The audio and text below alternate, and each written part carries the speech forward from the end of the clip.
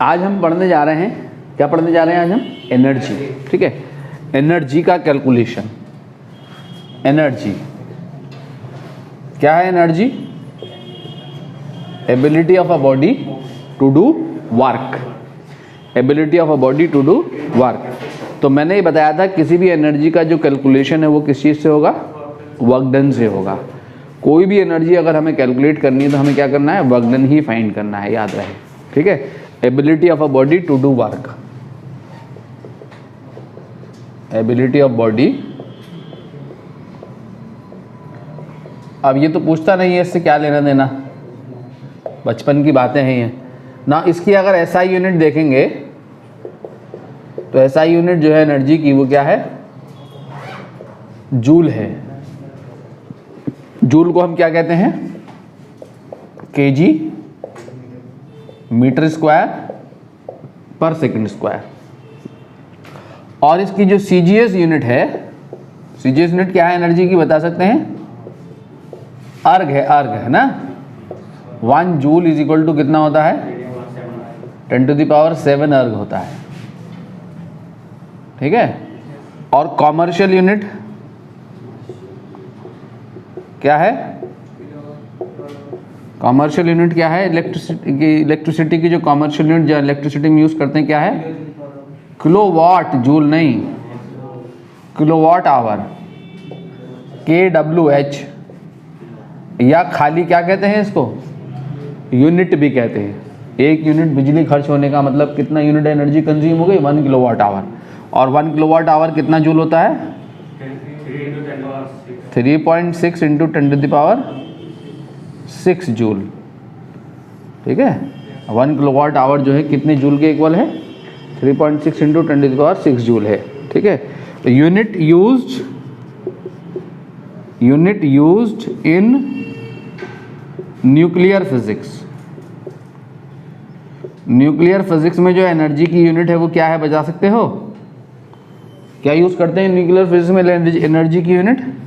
हाँ, electron volt. Electron volt energy की unit है तो पता होगा आपको कितना होता है 1 electron volt? 1 electron volt is equal to होता है 1.6 इंटू 10⁻⁻19। हाँ क्या? कूलम कहाँ से आ जाएगा मेरे दोस्त? कूलम हो गया तो वो चार्ज नहीं हो जाएगा? हम तो एनर्जी पढ़ रहे हैं। ठीक है, तो इस नंबर का कूलम से बड़ा गहरा नाता है, इसलिए कूलम ही निकल आता है। ठीक है, तो कूलम नहीं, क्या? जूल। ठीक है, और 1 MeV कितना होगा? Million electron volt. कितना हो जाएगा? 10⁻6 से इसे मल्टीप्लाई करेंगे तो 1.6 इंटू 10⁻13 जूल। ये एनर्जी की यूनिट यूज होती है न्यूक्लियर फिजिक्स में। और यूनिट, एक और यूनिट होती है ना, किसकी यूनिट होती है? यूनिट ऑफ कौन सी एनर्जी मुन्नो? बोलो यार। Heat energy. क्या होती है हीट एनर्जी की यूनिट? कैलोरी में मेजर करते हैं हीट को, तो पता ही होगा आपको। कैलोरी, CAL से डिनोट करते हैं। 1 कैलोरी इज इक्वल टू कितना होता है? 4.18 जूल।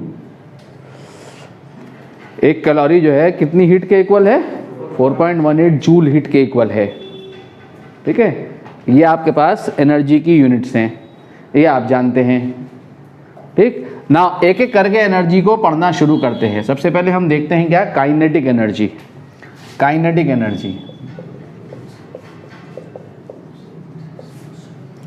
किस वजह से होती है काइनेटिक एनर्जी?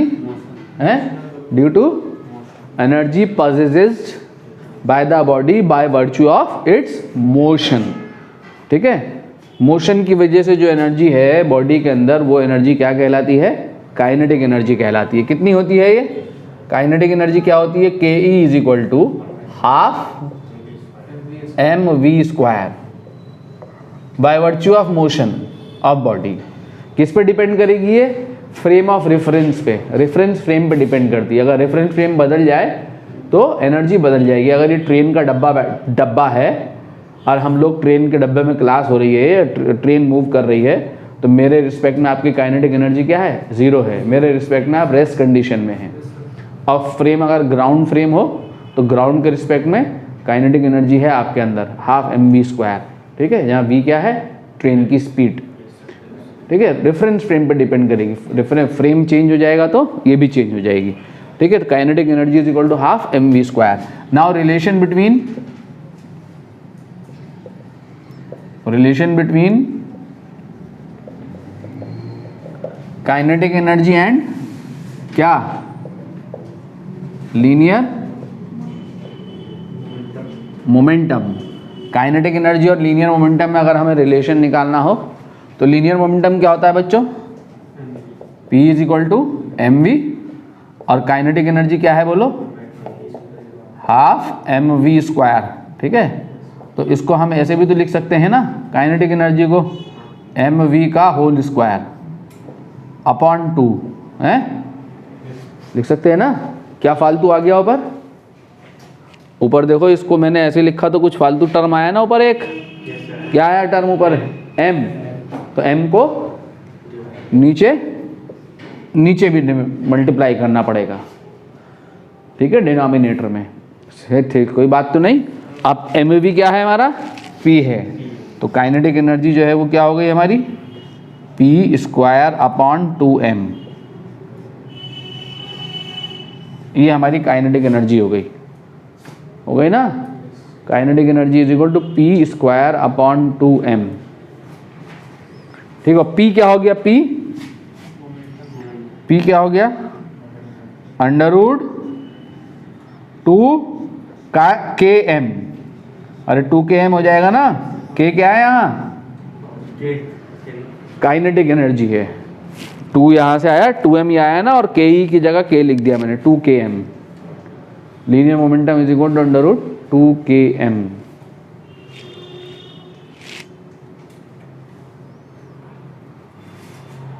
ठीक है। परसेंटेज चेंज निकालने आता है आपको, कैसे निकालते हैं परसेंटेज चेंज, हाँ, परसेंटेज इंक्रीज या परसेंटेज डिक्रीज कैसे निकलता है, final value minus initial value upon initial value into 100, ठीक है। यानी change in value upon percentage change. Percentage change कैसे निकलता है, परसेंटेज चेंज निकालने के लिए क्या करते हैं, चेंज इन वैल्यू, चेंज कैसे निकलेगा, final value minus initial value, ठीक है, is the change in value upon क्या, इनिशियल वैल्यू इंटू 100।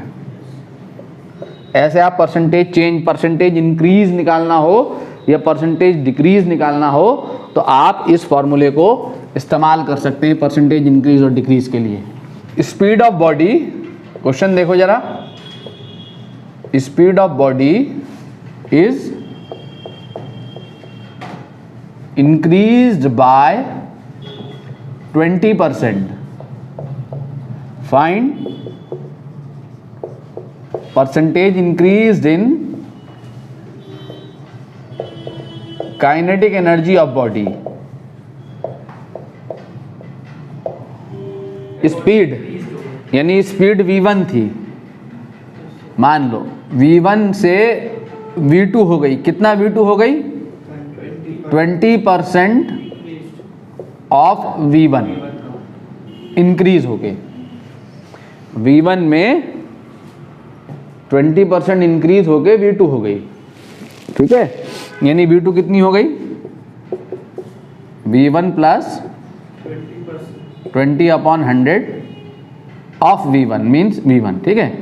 कितना आ गया ये, v2 is equal to v1 plus v1 upon कितना, या इसको आप जो है 0.2 लिख सकते हो ना, 0.2 v1, यानी v2 इज इक्वल टू कितना हो गया, 1.2 v1, तो यानी v2 अपॉन v1 कितना आ गया, 1.2 आ गया। अब हमें क्या निकालना है, स्पीड बढ़ेगी तो काइनेटिक एनर्जी भी बढ़ेगी ना, ये फॉर्मूला हमें बता रहा है। तो परसेंटेज इंक्रीज कैसे निकलेगा? Percentage increase in kinetic energy. देखो मैंने वहाँ लिखा formula, change in value means change in kinetic energy, मतलब final kinetic energy minus initial kinetic energy upon initial kinetic energy into 100। हमें ये फाइंड करना है, ठीक है। अब K1 से इसको अगर मैं डिवाइड कर दूं तो ये क्या हो गया? K2 upon K1 minus 1 into 100, यानी हमें ये फाइंड करना है। और K2 अपॉन K1 को मैं क्या लिख सकता हूँ? K2 को क्या लिख सकता हूँ मैं? हाफ m V2 स्क्वायर, और K1 को क्या लिख सकता हूँ? Half m V1 square. तो ये क्या हो जाएगा? हाफ m कटेगा ना, तो क्या हो जाएगा? V2 अपॉन V1 का होल स्क्वायर माइनस 1 इंटू 100, यानी K2 अपॉन K1 किसके इक्वल होगा? K2 अपॉन K1 किसके इक्वल होगा? V2 अपॉन V1 के स्क्वायर। और V2 अपॉन V1 कितना है? 1.2, यानी 1.2 का स्क्वायर माइनस 1 इंटू 100, और 1.2 का स्क्वायर कितना होगा? 1.44। तो 1.44 माइनस 1 0.44 इंटू 100 विच इज 44%।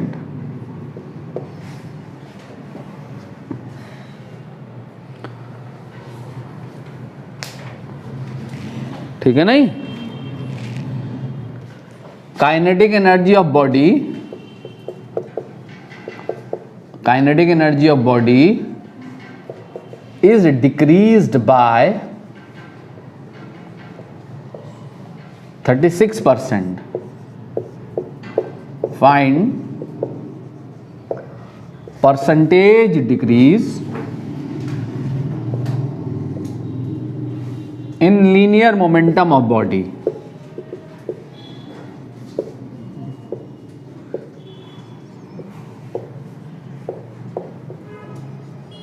बताओ, find percentage decrease in linear momentum of body. देखो इधर क्या दिया हुआ है आपको? K2 कितना? K2 जो है कितना हो गया? K1 थी ना एनर्जी, कितना डिक्रीज? 36% of K1। K1 में से इतना घटा तो K2 बच गई एनर्जी, ठीक है, यही हुआ ना। तो K2 कितनी आ गई? K2 minus 36 upon 100 into K1, यानी क्या? 0.36। K1 लिया कॉमन ना, 1 माइनस 0.36, यानी कितना? यानी K2 अपॉन K1 कितना आ गया? 0.64। अब आपको क्या फाइंड करना है?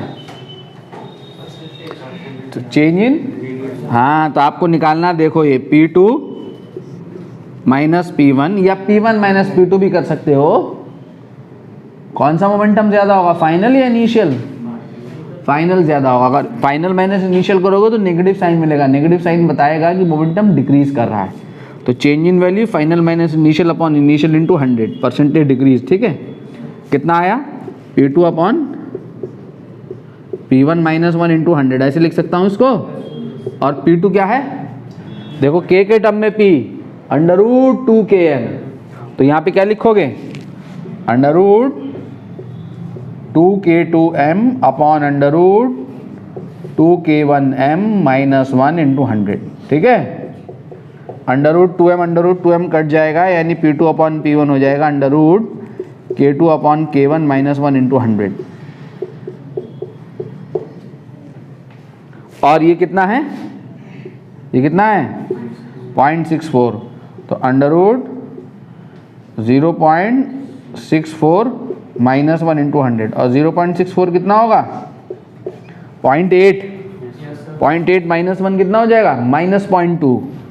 तो माइनस ऑफ 0.2 इंटू 100, यानी कितना?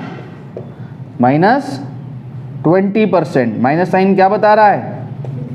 डिक्रीज हो गई। तो 20% लीनियर मोमेंटम डिक्रीज कर जाएगा, ठीक है।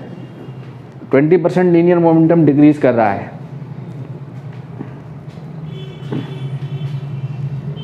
नेक्स्ट है वर्क एनर्जी थ्योरम।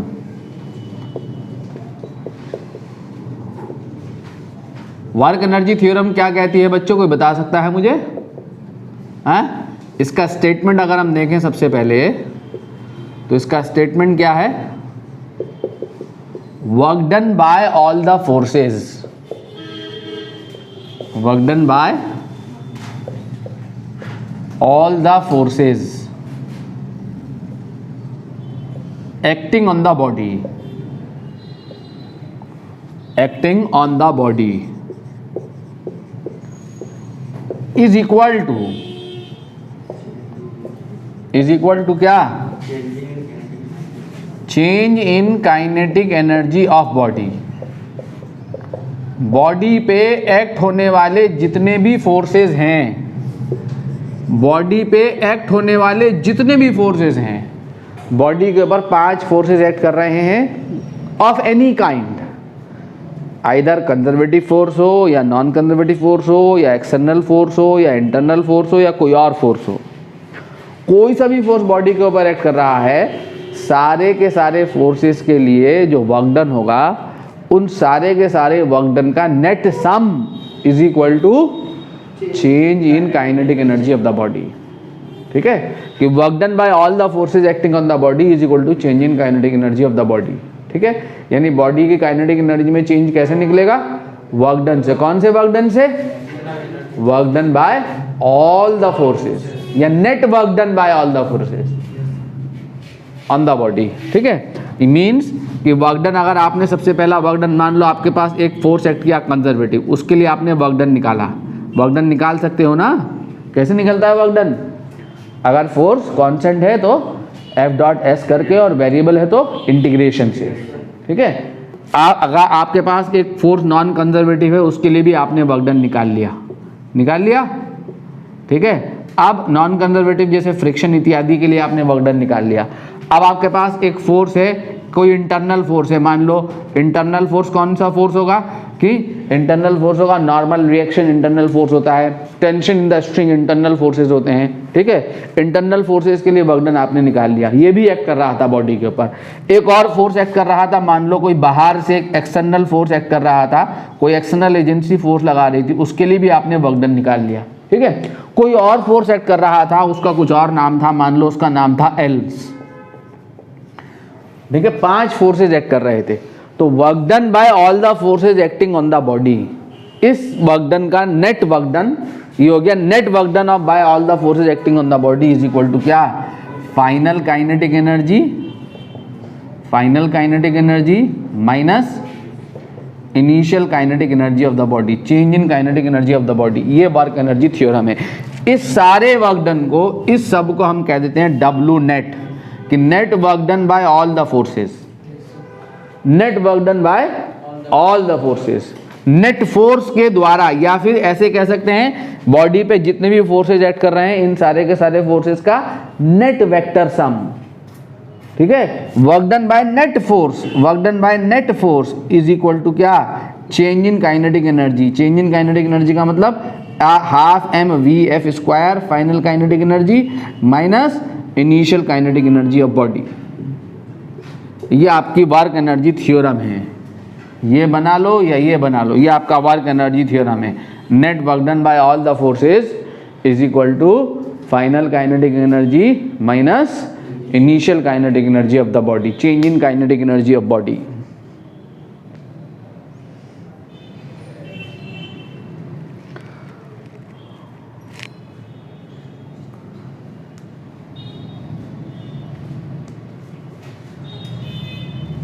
ठीक है, इसका प्रूफ देखते हैं सबसे पहले। ठीक है, वर्क एनर्जी थ्योरम आती कैसे है, सबसे पहले इसको देखते हैं। ठीक है, तो इसके प्रूफ सबसे पहले हम यहां देखेंगे वर्क एनर्जी थ्योरम का।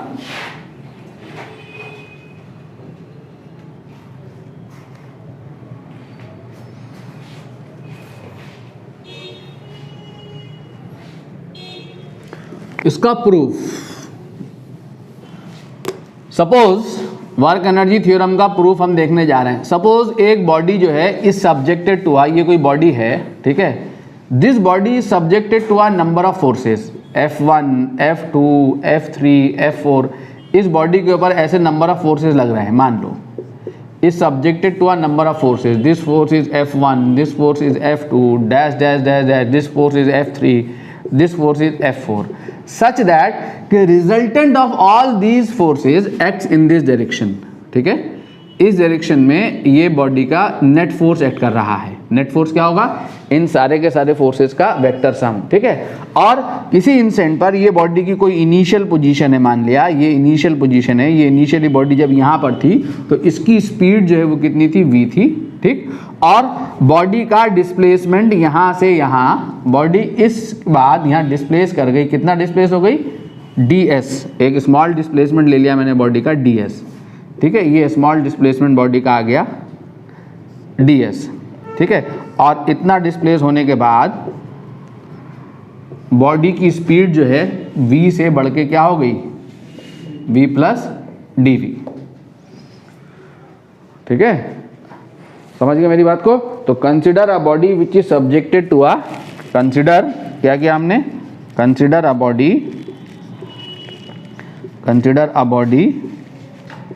which is subjected to a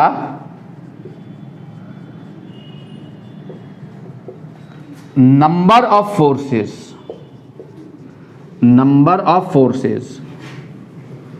ठीक है, of any kind,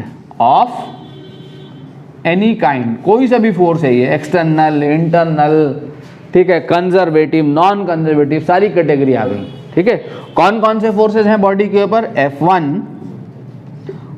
F2, dash dash dash dash dash dash Fn.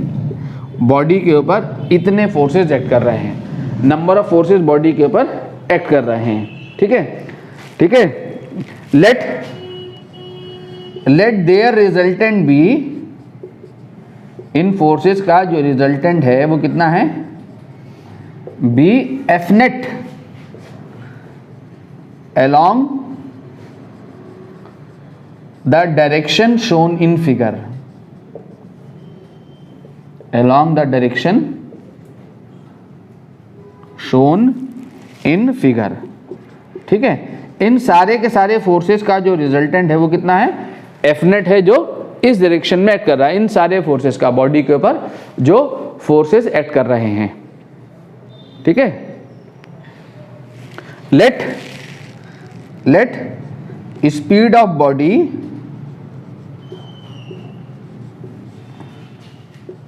increases from v to v plus dv after displacing ds. After displacing ds, इस force की वजह से body की speed कितनी हो गई? इस फोर्स की वजह से बॉडी की स्पीड v से इंक्रीज होकर कितनी हो गई? v plus dv. कितने डिस्प्लेसमेंट पर? ds डिस्प्लेसमेंट पर. ठीक है, ds डिस्प्लेसमेंट पर बॉडी की स्पीड जो है v से क्या हो गई? v प्लस dv हो गई. तो F net is equal to जो है वो कितना होगा? बोलो तो सही. Newton, according to Newton second law, F net is equal to कितना होगा? ma. ठीक है, न्यूटन सेकंड लॉ लगाएंगे, F net is equal to ma. A क्या है? एक्सेलरेशन ऑफ दिस बॉडी, जो कि कौन प्रोड्यूस करेगा? ये नेट फोर्स प्रोड्यूस करेगा. नेट फोर्स, ये नेट फोर्स क्या है? इन सारे फोर्सेस का नेट वेक्टर सम. ठीक है, नाउ इसको multiplying both sides by ds. अब मैंने क्या करा? मल्टीप्लाइंग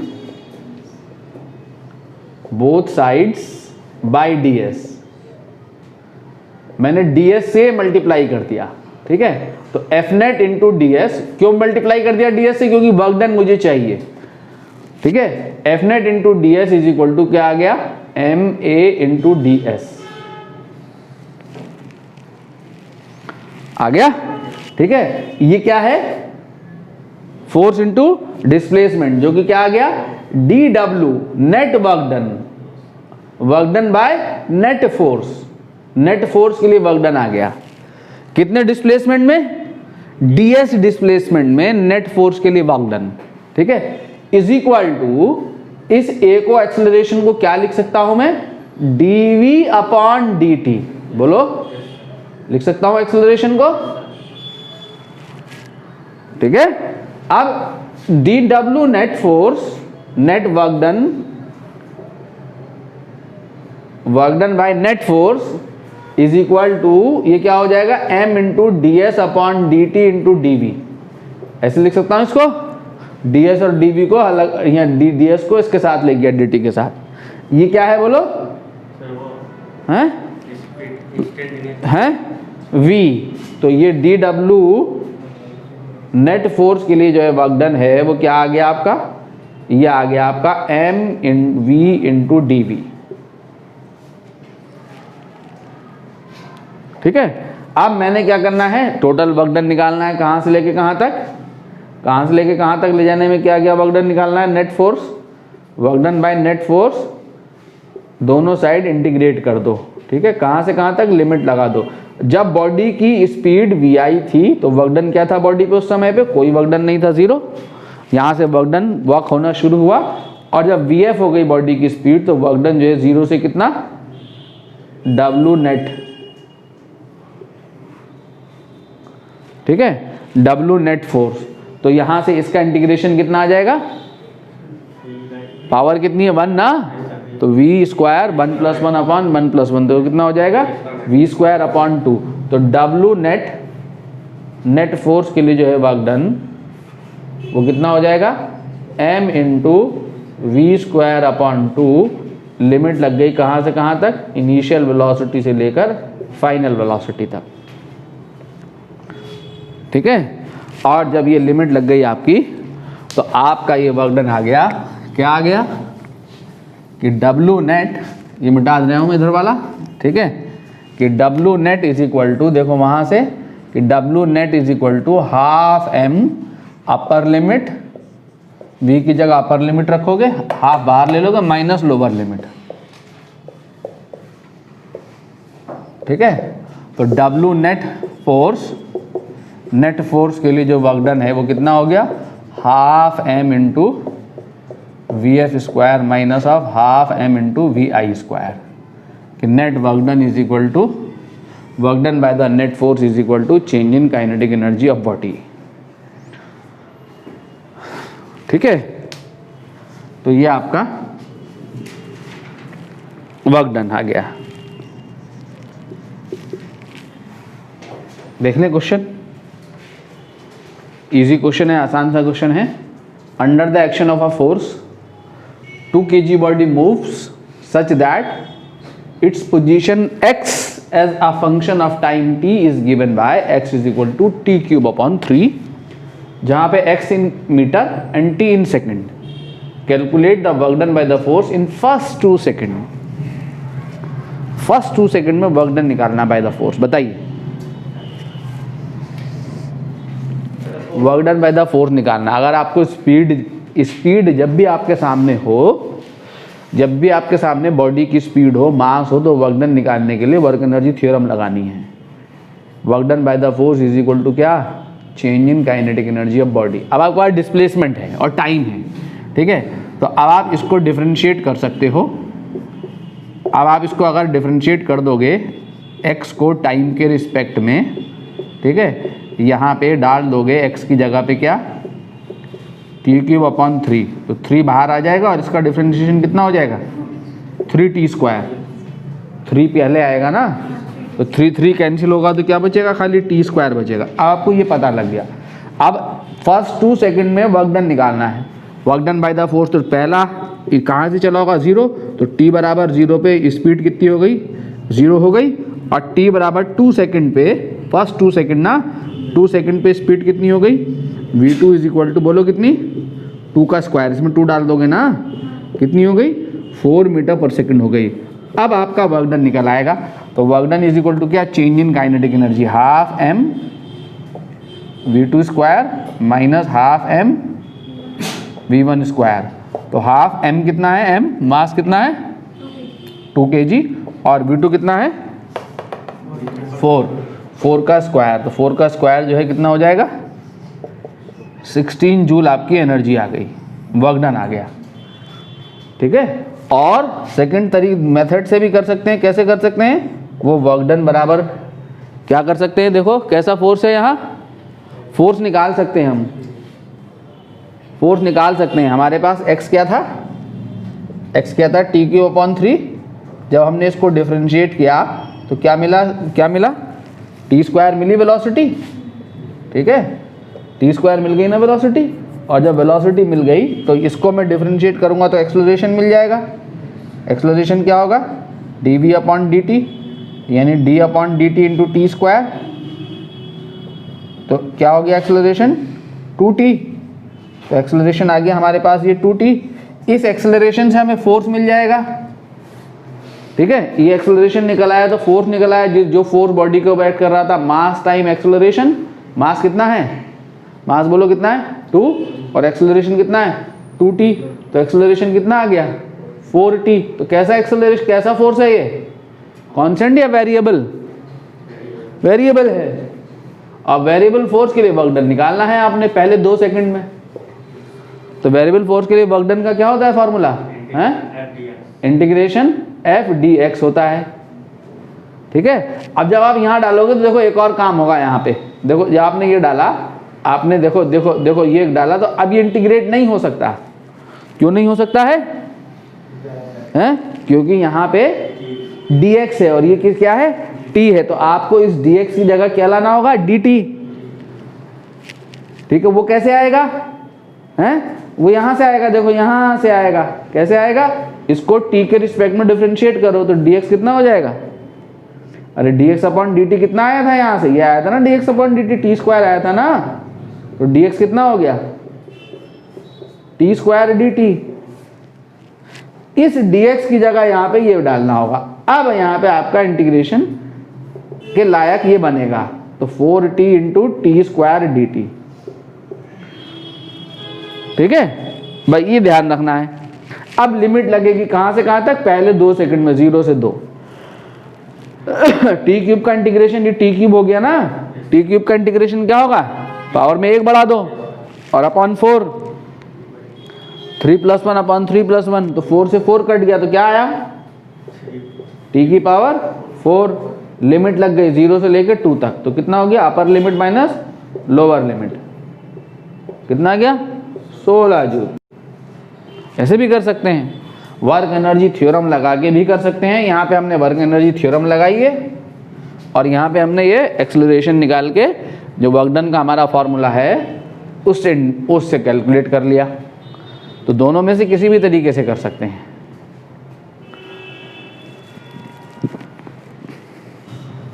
देख लें बच्चों, आसान easy question, one more question for you. An object of mass 5 kg falls from rest through a vertical distance of 20 meter, ठीक है, and reaches with a velocity of 10 meter per second. How much work is done by push of air on object? Rest से गिरा और जब उसकी velocity कितनी हो गई, 20 मीटर गिरने के बाद 10 मीटर पर सेकंड हो गई, तो वर्क डन बताना है बाय पुश ऑफ एयर।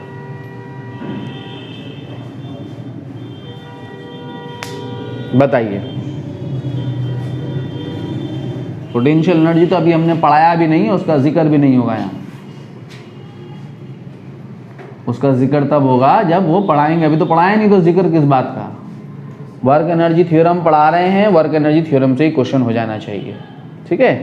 ये u = 0 से बॉल चली, जब ये गिर गई कितना, यहाँ से यहाँ कितना हाइट गिर गई, 20 मीटर हाइट गिर के इसकी स्पीड कितनी थी यहाँ, हैं 10 मीटर पर सेकंड थी। v u से बढ़ के स्पीड v से v हो गई 10 हो गई, ठीक है, इतनी हो गई। क्या बताना है, work done bye push of air. तो वह एयर पुश कहाँ लगेगा, फोर्स बाय एयर कहाँ लगेगा, नीचे।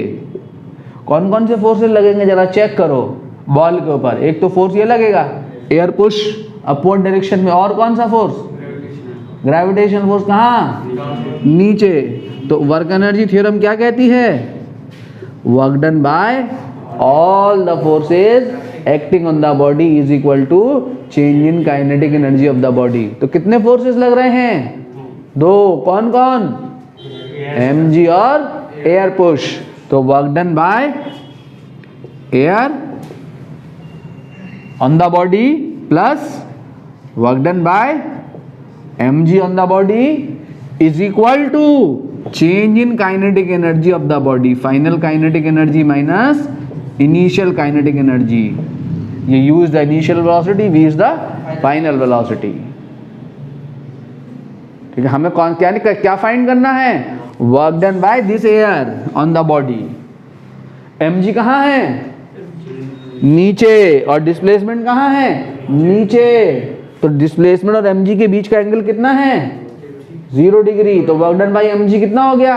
mgh।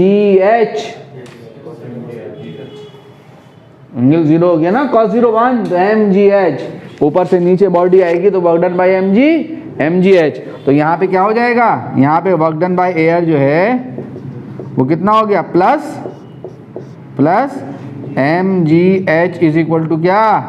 Half mv² minus 0। समझ में आया? तो work done by air push, जो एयर पुश के लिए से जो वर्क डन होगा वो कितना हो जाएगा? Half mv² minus mgh। अब यहाँ रख दो हाफ। मास कितना है? मास कितना है? 5 kg। और स्पीड कितनी हो गई इसकी? 10 का square minus of 5 into 9.8 into 20। ठीक है, तो कितना आया बताओ तो सही है? 100 250 माइनस 980। ठीक है, 250 माइनस 980 कितना आएगा? Minus of 730 joule. तो नेगेटिव आया है वर्क डन, यानी इतनी एनर्जी क्या हो गई? कौन सी एनर्जी लॉस हुई? Potential energy. एच यहाँ पे कितनी पोटेंशियल एनर्जी थी इसमें? 0 क्यों थी जी? या हाइट बॉडी नहीं ऊपर, काइनेटिक एनर्जी 0 थी। कितनी पोटेंशियल एनर्जी थी? हैं? कितनी पोटेंशियल एनर्जी लॉस हुई? माइनस 270 जूल तो एनर्जी लॉस हो गई। और काइनेटिक कितनी बची हुई है इसमें? यहां पर 250 बची हुई है काइनेटिक। तो इसका मतलब टोटल कितनी थी यहां पे एनर्जी? 730 प्लस 250 कितनी थी? 980 जूल एनर्जी थी। पोटेंशियल एनर्जी में जो चेंज आया है वो 980 जूल आया है। यहां से यहां आते आते पोटेंशियल एनर्जी घट गई। कितना घट गई? 980 जूल। देखो ना माइनस mgh, mg ने वर्क करा, 980 जूल पोटेंशियल एनर्जी घट गई यहां से यहां तक आते आते।